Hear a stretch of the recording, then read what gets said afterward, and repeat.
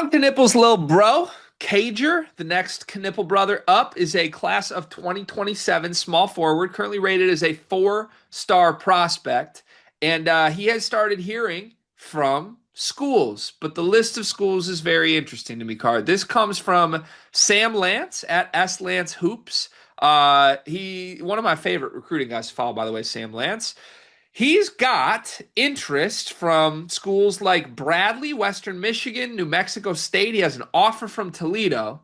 Four high majors have also reached out: Notre Dame, Marquette, Syracuse, and BYU, prioritizing Kager Knueppel very early in the process. You will note that Duke is not on this list. That all that means is that as of right now, as far as we know, Duke isn't actively recruiting Cager, but again, he's a class of 2027 kid. And I think John Shire probably has some bigger recruiting priorities right now. I would assume that if Duke decides that they want Cager Knueppel, they are one very quick phone call away from immediately elevating to this list. But for now, Cager is the 115th rated player in the 24/7 composite. And I do find it a little interesting. It's not like it's only mid majors right now. A team like BYU, who's a top five team in the sport, suddenly wants to get out in front of Cager, but at the moment, Duke is not. What do you make of these dynamics and Cager Knueppel, the player? So I think we need to make it very clear. You said it that the moment that Duke does want him and does offer him, let you just go ahead and let's go ahead and end it now. Like it will happen. But obviously the lineage is there with the family. He has good size. He's a Knueppel, so part of the family tree. Like you got to be able to shoot, or else you can't be a part of the family. Cager definitely has that, and I'm trying to remember. G, do you know if Con Knueppel was always a top kid? Like, what didn't he kind of rise a little Yeah, I bit? don't even think he was like a consensus top 10 guy by the end of the cycle, right? It was, Right. Like I mean he rose a lot, but he was more so like in the borderline like high four-star range. yeah. Now I don't know if he was as low as Cager is, and I think that there's a ways to go for him to obviously reach the level that Khan was at. But I always say on here, I sound like a broken record at times. 6'8" guys that can shoot the ball can find themselves in a lot of really good spots and really good places. And if he continues to advance his game, that's where I think he'll start to rise. But like right now, you look at a guy who is 6'8" and can shoot the ball. A team like BYU coming calling for him would make a lot of sense to me. But I think he is going to be a guy that's going to be able to, eventually rise up the rankings a la Akan as he goes through his high school and rest of under his prep career, I guess. Today's video is sponsored by LabCorp On Demand. Car, do you take care of yourself? I try my best to, yeah. Like, not just treat yourself to expensive meals, but like you go to the doctor and things like that? No, I just take care of myself. There's no need to go to the doctor unless I'm not taking care of myself, right? Are you afraid of the doctor, Cart? Just a little bit. I mean, if nothing's wrong, why would I go there? Listen, I'm the same way, and so are millions of men across America. But that's why LabCorp On Demand is helping millions of people like us. With their men's health test, you can get a comprehensive look at your hormone levels, your total testosterone, and you don't even have to go to the doctor. It's easy, and you get the results the next day. Testosterone, is that a big thing? It's a really important thing, Cart. Sometimes you can feel off without even knowing something's wrong. But LabCorp On Demand wants to keep you healthy and wants to make it as easy as possible. Right now, you can get 20% off your men's health test by visiting our sponsor at tryelco.com/sleepersmedia. It's simple, affordable, and honestly, it's empowering to know that you're healthy and have this info about your body. Didn't know that testosterone did all those things. I'm gonna have to take the guesswork out of this and go get my health checked out today using LabCorp on demand. Yeah, that's where I don't know, it's where uh, his size comes in, I think, for me. Like when I watch him on film, I would say this. If he was 6'5", which Khan was, or 6'4" even, I don't know that any high majors are really prioritizing him.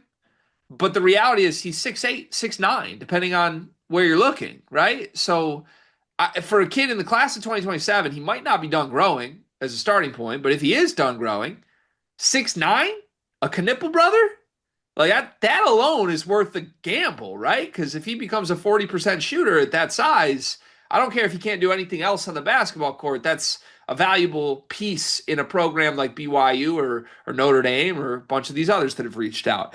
Um, Also, Greg, to your point, there's more. there's more coming.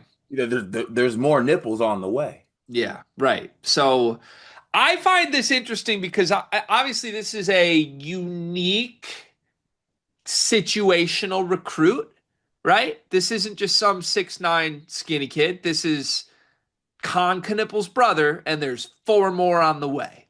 So it's one of those things like sometimes you look at the younger siblings and you look at offer lists, and we've even seen this with higher rated players than Kager Knueppel. Sometimes good recruits that actually deserve a lot of notoriety don't get it because other programs assume that he's just going to follow his brother. I would use Franz Wagner as an example card. Franz Wagner was a better prospect, better player than Mo Wagner, but had a quieter recruitment. I think because everyone just assumed if he comes to college, it's going to be Michigan. And in the end, it was. So it would have been a waste of resources for other programs to seriously recruit Franz Wagner and go back and forth to Germany. You don't have to go back and forth to Germany here to get Kager Knueppel. You have to go back and forth to Wisconsin.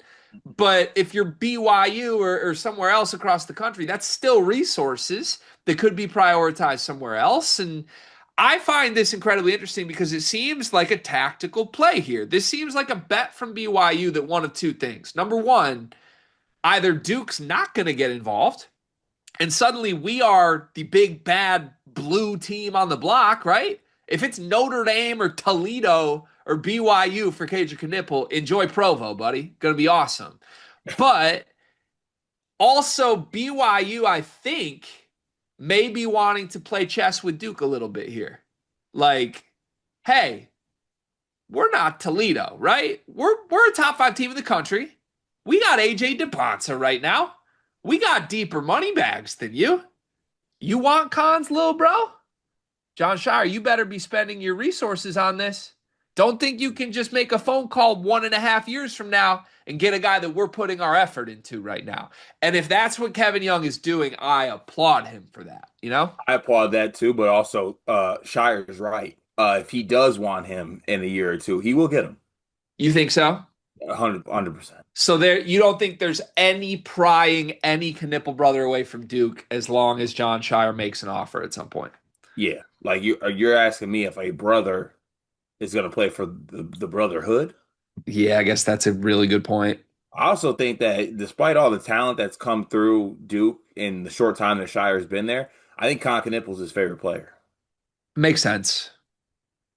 Makes sense. It makes sense. This video is brought to you by NBA 2K Labs or maybe college football labs because the people behind 2K Labs have just built something awesome. CFBLabs.com has everything you need to play college football 26 even better. Cart, you've been playing the game, right? I have been, but I'm behind the eight ball, Gregory. There's a lot of people out there who got a little bit of edge on me, but the good folks over at 2K Labs got me covered. They got the playbooks I need, the plays, the head-to-head coaches, knowing some teams. Obviously, way too many college football teams. I need the inside edge here, and they got all different types of things to help me get that edge.